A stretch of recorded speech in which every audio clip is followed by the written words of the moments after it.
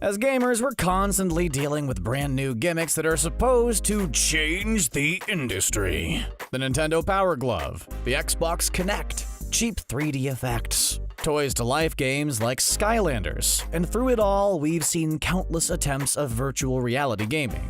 The world of VR sounds too good to be true, but companies have finally broken through and delivered some pretty great games. Now let us travel back in time to explore the world of VR, how a common toy helped the process, and see how our grandparents were using VR decades before we were even born. In movies like Lawnmower Man and Ready Player One, pop culture has been infused with ideas of VR, but what has actually become a reality? Well, to find out, we have to travel all the way back to the 1960s with the Sensorama. Considered to be one of the first virtual reality machines, the giant booth didn't actually feature any gaming, but was a visual VR experience. A user would sit in a seat, place their head into a giant screen, and then select one of 5 short movies. The most popular was a motorcycle ride in New York City, which featured motion movements, wind blowing, and smells of bus exhaust and fresh mozzarella pizza. You know how many VR headsets would sell today if they could disperse the smells of a freshly baked New York City slice? Despite all the technological advances, the Sensorama couldn't get enough funding to really take off and quietly disappeared. For many kids, the first VR experience they had actually came through a popular toy, the Viewmaster. The reels featured a 3D-like viewing experience and a headset design, which would become the norm for so many virtual reality viewers. The world of virtual reality pretty much took a back seat as a focus on traditional video games grew in the 70s and 80s. Home-based gaming grew, arcades became extremely popular, and gaming companies were looking for ways to provide players with new and exciting ways to play. Sega was the first company to take a big leap into VR with their announcement of the Sega VR in 1991. The success of the Sega Master Drive and Genesis helped boost the company's portfolio and led to more development opportunities. Unfortunately, the Sega VR never got a mainstream release. Showcased year after year, Sega never got the VR system off the ground, running into technological problems and not delivering on the experience they promised. The only way to use the Sega VR was through select machines found at Sega World or Sega Park, exclusive theme park arcades located throughout the United Kingdom. While Sega failed to deliver a major release, Nintendo forged ahead with what may be one of their biggest bombs, the Nintendo Virtual Boy. The tabletop system pretty much featured everything wrong with VR technology at the time. Released in 1995, the console didn't allow any movements. It featured only red graphics and was paired with a cheap and clunky controller. The games weren't anything special either. Packaged with Mario Tennis, the 3D effects were impressive for the time, but the red colors would quickly cause eye strain and limit the amount of time the player could play. Poor performance led to poor sales, and Nintendo quickly dropped development of the Virtual Boy in order to return their focus to the Nintendo 64. After the two major gaming companies of the 90s tried and failed to create VR systems, it would be a while before players had some legitimate options. The closest thing to modern-day virtual reality was the VFX-1 headgear. The tech featured an easy-to-wear headpiece, built-in headphones, tracked head movements, and had a small handheld controller. The only problem? You had to pay $600 to own the equipment, and the game selection severely lacked without any major company support. So while the gaming industry left VR headsets to novelty locations like amusement parks, other companies found ways to advance VR tech without the gaming element. Sony was thriving with the PlayStation, and in a whole other department of their company, they developed the home cinema headsets. Made exclusively for watching television and movies, the headsets gave the illusion that viewers were watching a 750-foot screen through their glasses. Connected to DVD players, the media experience allowed for greater views of action-based films like The Matrix or epic films like Titanic. Through the 90s and early 2000s, Sony released various forms of the VR tech, including the Glasstron and 3D-compatible headsets. Years later, the tech finally clicked with Sony's gaming division, and the development of the PlayStation VR was born. But before Sony's big release, the world of VR was gaining a lot of steam. No longer did consumers want just a novelty. Thanks to a Kickstarter project for the Oculus Rift, the VR sensation was born. The headset raised over $2.5 million through a Kickstarter campaign, and the advanced technology quickly reached the consumer market. Released in 2016, the Oculus Rift VR finally showcased how the novelty caught up with advanced technology. HD graphics, real-time head tracking, and interactive features allowed gamers to enter into immersive worlds and games. The Oculus Touch accessories included motion control devices to help players draw, punch, kick, and grab objects in their virtual worlds. Novelty games like hot dogs, horseshoes, and hand grenades quickly became best sellers and still remains popular today. Vader Immortal gives players lightsaber battles they only ever dreamed of, and Job Simulator features a collection of fun minigames set in a virtual world.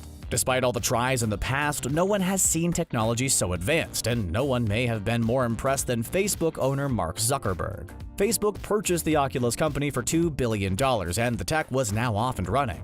And then the VR trend was born. Thanks to a boom in competition, companies left and right began announcing new VR technology. One of the biggest game changers in the world of VR was the use of phone screens as opposed to standalone LCD screens. In 2015, Samsung teamed up with Oculus to release the Gear VR, compatible with the whole line of Samsung phones. VR technology was now more accessible for consumers. Sony also abandoned their personal cinema headsets to focus on gaming with the PSVR. Released in 2016, the system was an add-on with the PS4 and became an instant hit. Sony integrated the VR with current PlayStation technology to really improve the experience. The PlayStation camera was used to track player movements. The Move controllers were used as motion control devices. The social share screen allowed other people to watch your VR experience, truly adding a multiplayer element to the technology. Owning the headset gives gamers access to plenty of free games and experiences to show the tech off. The Spider-Man Far From Home virtual reality experience is a free download which allows players to swing through New York City in their favorite Spider-Man costume. Some of the best games for the PSVR are the simplest ones. Take Beat Saber for example. Players wield a lightsaber in each hand and must slash at boxes to the beat of popular songs. The VR headset even works for non-VR games. Enter the cinematic mode to watch movies, stream YouTube videos, and play regular PlayStation games. Much like their Glasstron, the visual illusion makes it feel like you're watching a movie theater screen. Of course, with every big advancement in VR tech comes third-party developers looking to make quick profits. To combat the high-end sales of headsets like the Rift and HTC Vive, Google released the Cardboard VR app. The headset was literally made out of cardboard and acted as a novelty introduction to the world of VR.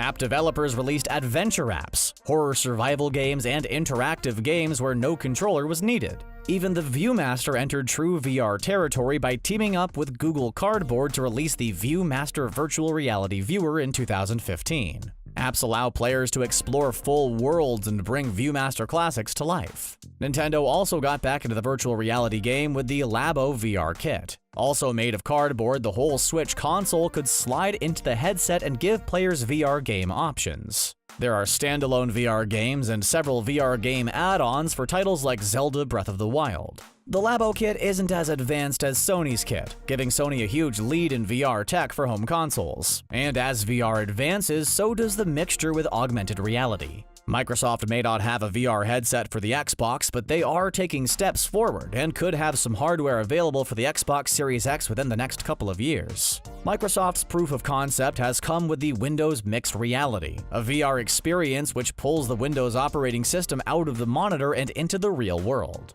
The Windows Mixed Reality includes headsets like the HP Reverb series and easy access to the growing library of VR games. Microsoft has also attempted to create a VR social space with AltSpace VR. Meet up with people, hold concerts, and experience VR in a whole new way. Clearly, AltSpace is in its early days, but the app has so much potential to showcase what the future holds for VR technology. Like their current console war, Sony will aim to stay one step ahead of Microsoft. Rumors persist on a VR 4K upgrade for the release of the PS5, giving Sony a huge step into the future of VR. But while Sony takes the lead, some of the best use of VR gaming tech may not be at home at all. The rise of arcades has begun again thanks to the wireless VR headsets. But these are not like arcades of the past with machines lined up side by side. The arcades are essentially large empty rooms with props and features designed to replicate the digital world players play in.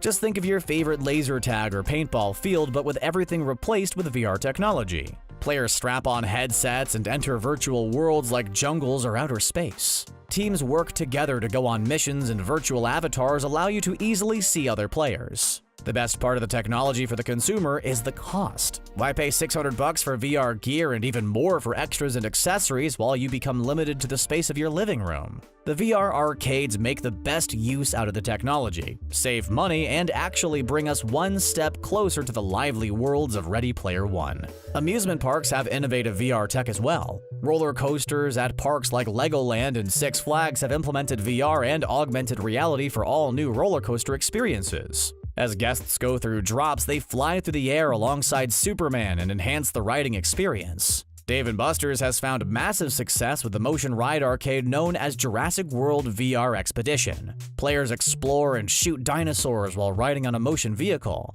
And like many other things, Disney might have adapted the technology best with their Avatar ride at the Animal Kingdom Park in Walt Disney World. The Flight of Passage ride includes VR headsets, interactive bike seats, and features similar to the 1960s Sensorama. Riders feel the wind, movements, and even smell the oceans of Pandora while on the ride. The Flight of Passage represents the future of VR and ways Disney could implement the technology in the future. Imagine wearing a VR headset and going on the Haunted Mansion where you see flying ghosts along with the traditional animatronics. The future is endless for the implementation of VR at amusement parks and gaming overall. VR technology will only improve in the future, giving us lighter headsets and improving the ability to actually feel the virtual worlds we enter. Check out our other gamer video going into deep detail on the future of VR skin applications. After so much evolution, there's so much more to come and to look forward to in the years ahead.